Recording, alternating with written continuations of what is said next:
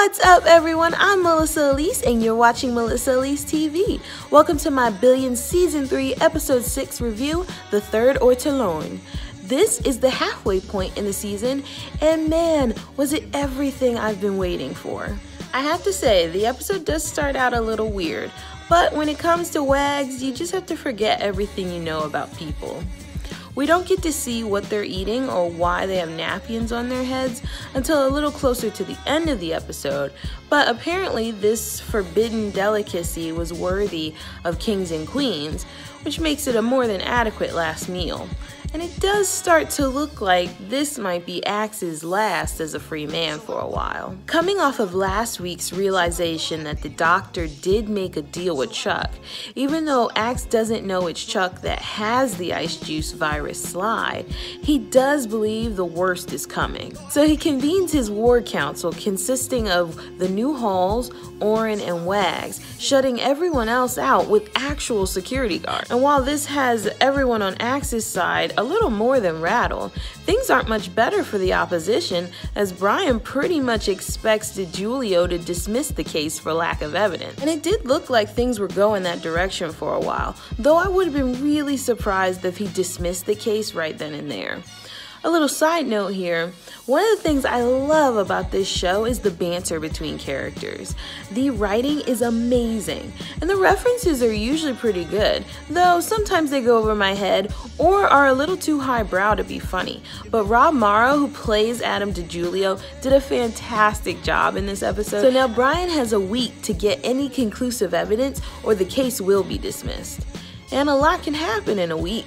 But it didn't take that long for Ari to completely screw everyone. Yes, he was trying to help, but it definitely would have been more helpful if he had just told Axe that Chuck came to him, and then he might have been able to play the double agent. But that would be too much to ask, so instead Ari does his own digging and comes up with Wendy's ice juice trade, which totally answers my question of the week from last week. Also, special shout out and thank you to Alexander Morley for answering that one for me. Thanks, Alex. So in his attempt to help, Ari goes after Wendy and subsequently Chuck.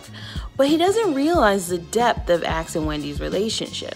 Neither does Oren, who actually has on more than one occasion suggested that Axe give her up to the feds.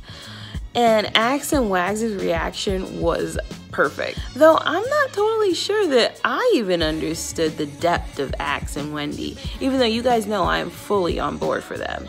But he was preparing to take a plea deal that would put him in jail for Wendy. When Lara tells him that he wouldn't see the boys anymore if he goes to jail, and that the Bobby she knew would never take a plea deal, I thought that might have changed his mind. But he seemed pretty set right up until the end. Of course, Wendy's alleged involvement may not have come to the light if Chuck never went to Ari, and he wouldn't have needed to go to Ari if he didn't try to do some black market plant operation to get the ice juice virus slide into Axe's apartment that blew up in his face anyway. But he does, and at least part of the truth comes out, putting everyone in panic mode. Everyone, that is, except Brian, who goes on the warpath with this new information to take Chuck down. I mean, he goes into Chuck and Wendy's house and doesn't even take a statement. He shows no mercy, just laying it out there that either Chuck gives himself up and Wendy is spared, or they both go to jail. I don't even think he cares that Axe's case would likely get thrown out. And when all hope seems lost for Chuck, Wendy, and Axe, Foley comes in clutch with the idea to change the situation altogether. And the show kind of hinted at this last week when Wendy talks to Wags about getting Chuck and Axe in the same room. So we finally get to see it, but how can they really trust each other? I guess it's worth mentioning that while all of this insanity is going on, Taylor is enjoying a budding relationship with Mike Birbiglia, though I'm not sure they can trust him either. I don't know if anyone on this show is trustworthy anymore, except Wags. But my question of the week is whether Chuck is putting the ice juice slide on the table as a peace offering, or is he gonna play Axe and say that he found it in the house? Wendy looked relieved, but I don't put anything past Chuck. What do you guys think? Let me know in the comment section. As always, thanks for watching, and I'll see you guys next week.